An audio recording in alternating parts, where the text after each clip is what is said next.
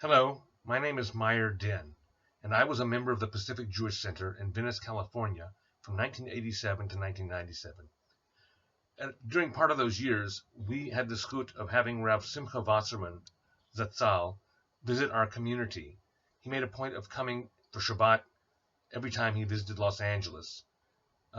During one of his visits, I had the zchut, the merit to have a Shabbat meal at the home of Irv and Dorothea Stokes. And at the meal, Rav Wasserman, we expected him to give a Dvar Torah, but he said instead of doing that, he would like to go around the table and allow each person there to ask a shaila or a kasha, and he would answer that. We went around the table, and there were several questions that were interesting, but one in particular was fascinating. A man by the name of Jerry Britvan, who was an attorney in our community, asked Rav Simcha a very, very interesting question. He said, Rav Simcha, in a few minutes we're going to do the benching. And in the benching we're going to read the words of David HaMelech, where it says, Nar ha'iti gam zakanti v'lo ra'iti tzadik nezav. And he said, I think of your father, Reb Elchanan Wasserman Zatzal. And now, during the war, he and his Bochrim were taken out and put up against the wall and shot. And he said, how do we understand the Nar ha'iti gam zakanti v'lo ra'iti tzadik nezav in the context of that event? Rav Elchanan, he said, that's a good question. His wife said, that's a good question. And he thought about it for a minute, and he turned to us and he said, I once spent a Shabbos in the winter of 1915 in the forest with the Chofetz Chaim. You could hear a pin drop at the table. There was no one said a word. We all knew we were in for a very, very interesting experience to hear him tell this story.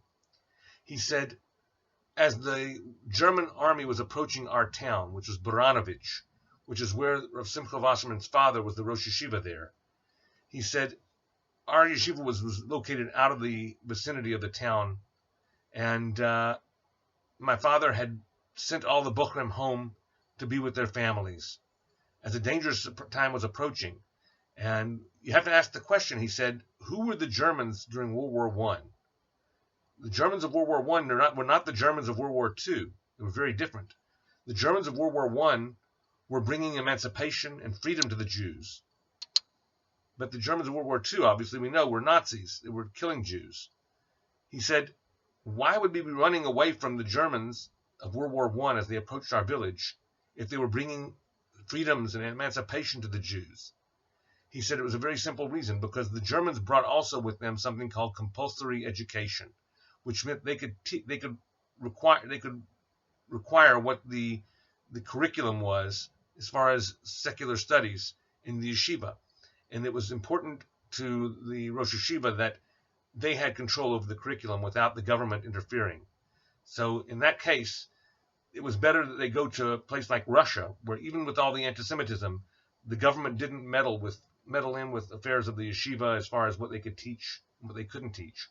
So the Wasserman family packed up a wagon and with their belongings, and they made their way towards Radin to be with Rav Wasserman's Rebbe, the Chofetz Chaim. And as they arrived in Radin, they were surprised to see the Chofetz Chaim packing his things. And they said to him, where are you going now? And he said he's going with his Talmidim deeper into Russia. And so they got on the train, and the Wasserman family joined them. And it was like a Wednesday morning, and they were supposed to arrive at their destination by Friday at noon. So they got on the train, and it became apparent after a day's travel, because of the war, that the trains kept stopping and going, that they were not going to make it to their destination in time for Shabbat. So during one of those stops, the Chofetz Chaim, he told his Talmidim to stay on the train and go into the town, and after Shabbat to let the people know where they got off and where they were in the forest, that they needed someone to come and collect them and take them back to the town. So he asked his wife to give the Bochrim grape juice or wine and challahs so that they could make kiddush and motzi on the train. And so they said, Rebbe, why are you not letting us get off the train with you? And he said, because it's pekuach nefesh, it's very dangerous in the forest during the winter. So he said, you have to continue on. they said, but Rebbe, if it's dangerous for us, it's also dangerous for you. So why don't you get on the train and travel with us? And he said, because for you it's pikuach nefesh, but for me, when word travels around Europe that the Chofetz Chaim rides on Shabbos, it's not pikuach nefesh. So with that, he got off the train, and the Wasserman family got off the train to be with them, and the train continued on with the Bochrim.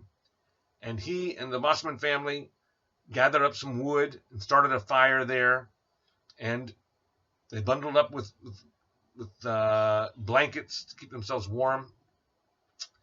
Meanwhile, the fire was going, and as Mincha time approached, Rebbe Elchanan Wasserman walked close to a tree and started davening in that place, davening Mincha and Kabbalah Shabbos. And all of a sudden, they heard a band of ruffians in the forest moving towards their direction, drinking and laughing and playing the accordion and singing. And they came and they saw Rav Wasserman davening by the tree. And literally, they picked him up and started to carry him away as he was davening. And the family was terrified they were going to hurt him. They kept pleading with these people, please don't hurt him, please don't hurt him. And they carried him away into the forest. And a few minutes later, they heard the voices coming back, and they had Rav Wasserman on their shoulders, and they plopped him down right next to the tree where he was. And he continued to daven like nothing had happened. I suppose he didn't even know, was unaware. His kavanah was so strong while he was davening, he was unaware that they'd even picked him up and carried him away. In any event, the Shabbat was rather uneventful, and the next morning they were sitting around the fire, covered up with blankets, and Rav Simcha Wasserman was reading a book. And the Chofetz Chaim came walking by the fire and looked down at Rabbi Wasserman and said, Simcha, what are you reading? And Rav Simcha Wasserman put his book up in the air so that the Chofetz Chaim could see the book, and it was The Jewish Wars by Josephus Flavius. And Reb Simcha sat there, and the Chofetz Chaim said, Simchala, a nice Jewish boy reading Josephus Flavius? On Shabbos yet? On Shabbos? He said, okay, if you have to read Josephus Flavius on Shabbos, at least don't read chapter 24. And he continued to walk. So Reb Simcha said, Rebbe. He said, why not chapter 24?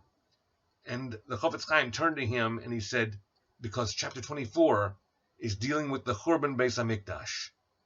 And that's not for Shabbos. It's not for Shabbos. And then Reb Simcha turned to all of us again that were at our table, amazed and with our mouths open listening to this story. And he said to us, it's a good question. It's a very good question. But it's not for Shabbos. Not for Shabbos. He said, if you want the answer to your question, after Havdalah tonight, go to your bookshelf and take down the book Reb Elchanan, and there you will see the answer to your question in the last chapter of the book. I hope you've enjoyed this, and I wish you well.